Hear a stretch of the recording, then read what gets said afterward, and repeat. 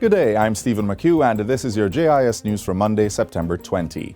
The government has surpassed its vaccination target of having 700,000 Jamaicans vaccinated by September 30. This means the island is on track to have 65% of the population vaccinated by March 2022. Up to Friday, September 17, 702,693 doses of vaccine were administered to Jamaicans. Of that number, 486,590 were first dose, while 195,896 were second dose. And 20,207 of the single-shot Johnson & Johnson vaccine were taken. The state, meanwhile, is expected to continue its vaccination drive with Friday's arrival of 100,800 doses of AstraZeneca vaccine.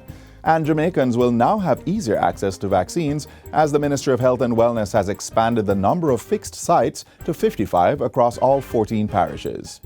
Meanwhile, 73,880 children aged 12 to 18 years have received the Pfizer COVID-19 vaccine, pushing the island a step closer to the reopening of schools. In Parliament Tuesday, Education Minister Favour Williams revealed that of the more than 73,000 children receiving the jab, some 22,000 children have gotten 2 doses. Though the Pfizer vaccine administration for children has been suspended due to a shortage, Minister Williams urged parents, teachers, ancillary staff and other school stakeholders to take up the vaccines available to them.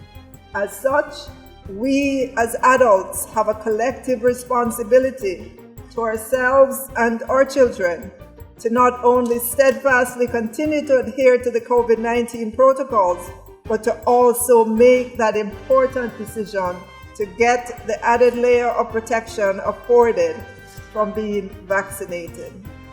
Prime Minister Andrew Holness is encouraging Jamaicans to take the first available COVID-19 vaccine as all brands are safe. According to Mr. Holness, the habit of waiting for a particular brand of vaccine is making the fight against COVID-19 even more challenging. The Prime Minister encouraged citizens to get the jab as soon as possible and not wait until close friends or family members are affected.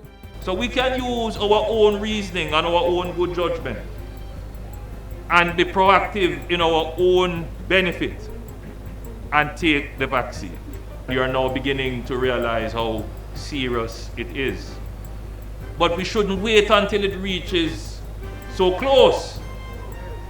What we should be doing is using our own sense of what we should be calling good judgment.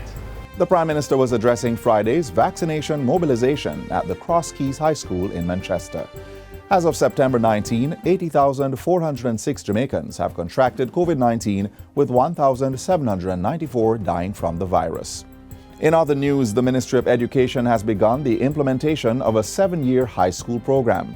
Currently, the island's high school program lasts 5 years. This means 2 additional years of high school for students who complete grade 11 and want alternative opportunities alongside the traditional sixth form CAPE curriculum. So, Madam Speaker, any student who completed grade 11 in the last academic year and is not enrolled for the traditional CAPE curriculum is entitled to be offered admission to one of the new sixth form pathway programs to pursue a 2-year program of study. There are 3 new sixth form pathway programs.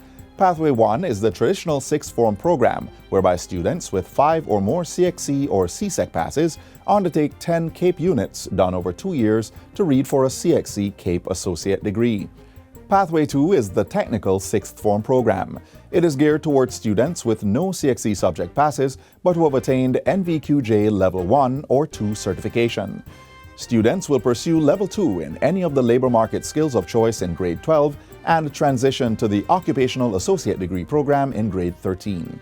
Pathway 3 is the general sixth form program geared towards students with no CXC subject passes. Emphasis is placed on literacy and numeracy skills, with students focusing on attaining City and Guilds Basic Proficiency Skills or NVQJ certification.